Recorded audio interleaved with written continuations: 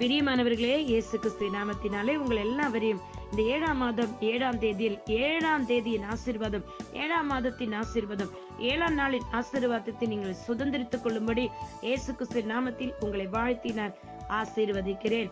வேதாகமத்தில் யாத்திராகம 24ஆம் அதிகாரத்தில் 16வது வசனம், கர்த்தருடைய மகிமை சீனாய் மலையின் மேல் தங்கி இருந்தது. மேகம் 6 நாள் அதை மூடியிருந்தது. 7ஆம் நாளில் அவர் மேகத்தின் நடுவிருந்து மோசேயை கூப்பிட்டார். எனக்கு அருமையானவர்களே, இந்த 6 நாட்களும் நீங்கள் உபவாசித்து ஜெபித்த ஜெபங்களுக்கு பதிலை என் தேவனாகிய கர்த்தரிடத்திலிருந்து நீங்கள் பெற்றுக்கொள்ள போகிறீர்கள். நீங்கள் இத்தனை நாளும் அழுதீர்கள், புலம்பினீர்கள், ஜெபித்தீர்கள், கண்ணீரோடு உங்கள் விண்ணப்பங்களை தெரிவித்தீர்கள். இன்றைக்கு கர்த்தர் உங்களை கூப்பிட போகிறார் பாருங்க.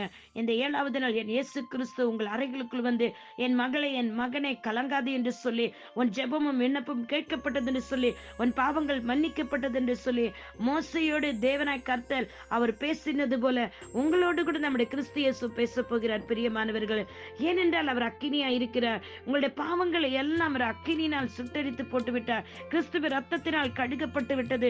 இந்த 6 நாள் செய்த ஜெபத்திற்கு பதில் 7ஆம் நாளில் நீங்கள் நிச்சயமாய் காண்பீர்கள். ஏனென்றால் அவர் பொய் சொல்ல மனிதன் அல்ல.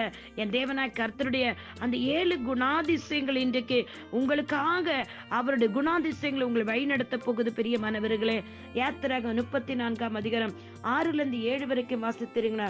கர்த்தருடைய 7 குணாதிசயங்கள் அங்கு சொல்லப்பட்டிருக்கிறது. கர்த்தருடைய 7 குணாதிசயங்கள் என்ன என்று பார்க்கலாமா? 1 இரக்கம், 2 கிருபை, 3 நீடிய சாந்தம், 4 மகா தயையும், 5 சத்தியமுள்ள தேவன், 6வது 7000 தலைமுறைகளுக்கு இரக்கத்தை காக்கிறவர், அக்கிரமத்தையும் மீறுதல்களையும் பாவத்தையும் மன்னிக்கிறவர் நம் தேவனாய் கர்த்தர்.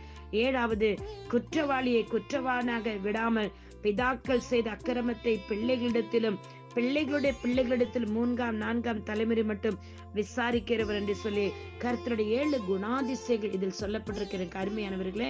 இதில் 1வது பாருங்க, அவர் இரக்கம் உள்ளவர். இன்றைக்கு உங்களுடைய ஜெபங்களும் விண்ணப்பங்களும் கர்த்தராகி தேவனிடத்தில் இயேசு கிறிஸ்து நாமத்தில் சென்றபடி அவர் உங்கள் மீது இரக்கம் உள்ளவர் ஆயிருக்கிறார். உங்கள் மீது எவன் மீது இரக்கமாயிருக்க சித்தமாயிருப்பேனோ அவன் மேல் இரக்கமாயிருப்பேன்னு சொல்லியிருக்கிறார். எவன் மீது கிருபையா இருக்க சித்தமேனோ அவன் மேல் கிருபையா இருக்க சித்தமாயிருப்பேன்னு சொல்லியிருக்கிறார். அவர் நீடிய சாந்தமும் தாழ்மையுள்ளவர், தயவுள்ளவர், மகா தயவு என்று சொல்லப்படுகிற ஒரு குணம். தயவு வெறும் தயவல்ல, மகா தயவு உங்களுக்கு காட்டப் போகிறார். அவர் சத்தியமுள்ள தேவன். அவர் சொன்ன வாக்குத்தத்தங்கள் எல்லாம் உங்களை நிறைவேற்றும்படி இந்த வார்த்தையின் மூலம் மோசையோடு தேவன் பேசினது போல இந்த வாக்குத்தத்தங்கள் மூலம் உங்களோடு பேசுகிறார். 6வது வாக்குத்தத்தத்தை தெளிவாய் கேளுங்கள். 7000 தலைமுறைகளுக்கு, அதாவது 1000 தலைமுறைகளுக்கு, 7000 தலைமுறைகளுக்கு அவர் இரக்கத்தை உங்கள் மீது வைக்க போகிறார். நீங்கள் பெற்றோர்கள் மூதார் செய்த பாவத்தின் தக்க தண்டனை உங்கள் மீதும் உங்கள் பிள்ளைகள் மீது வரடாதமல் அக்கிரமத்தை மீறுதலின் பாவத்தை மன்னிக்கிறவராயிருக்கிறார். பிரியமானவர்களை, இன்றைக்கும் இயேசு கிறிஸ்து நாமத்தின் நோவா பேழைக்குள் தன் குடும்பத்தை முழுவதும் அடைத்த பிறகு, என் தேவனாய் கர்த்தர் 7 நாட்கள் முடிந்த பிறகு 40 நாள் அளவும் பாருங்க, அந்த ஜலம் அல்லையா நீரூற்றுகள் புறப்பட்டதுதான். அந்த 7 நாட்கள் முடிந்த பிறகு 17ஆம் தேதியாகி அந்த நாளிலே மகா ஆழத்தில் ஊற்று கண்கள் எல்லாம் பிறந்தன, வானத்தின் மதர்கள் திறவுண்டன. 40 நாள் இரவும் பகல் பூமியின் மேல் பெருமழை பெய்தது. சோ பாருங்க, இந்த 40 நாட்கள் என்று சொல்லப்படும் போது இன்றைக்கு இந்த 7வது நாளிலிருந்து 40 நாட்கள் நீங்கள் விசுவாசத்தோடு உபவாசத்தோடு ஜெபத்தோடும் கர்த்தருடைய சமூகத்தில் காத்திருப்பீர்கள். நிச்சயமாக என் தேவனுடைய சமூகத்திலிருந்து ஆசீர்வாதங்களையும் நன்மைகளையும் கிருபைகளையும் காண்பீர்கள். அந்த 40 நாளைக்கு பிறகு தேவனாய் கர்த்தர் சொன்னபடியே நோவா பேழையை திறந்து புறாவை வெளியே விடும்போது அந்த புறா ஒலிவை இலையை கொத்தி கொண்டு வருகிறது. ஒலிவை என்ன என்று சொன்னால் அபிஷேக தைலம். இந்த அபிஷேக தைலத்தை என் தேவனாய் கர்த்தர் இந்த மாதம் உங்கள் மீது ஊற்ற அவர் ஆயத்தமா இருக்கிறார். கர்த்தருடைய வார்த்தைக்கு கீழ்ப்படுகிற பிள்ளைகளை 7000 தலைமுறைக்கு அவர் அபிஷேகம் பண்ண போகிறார்.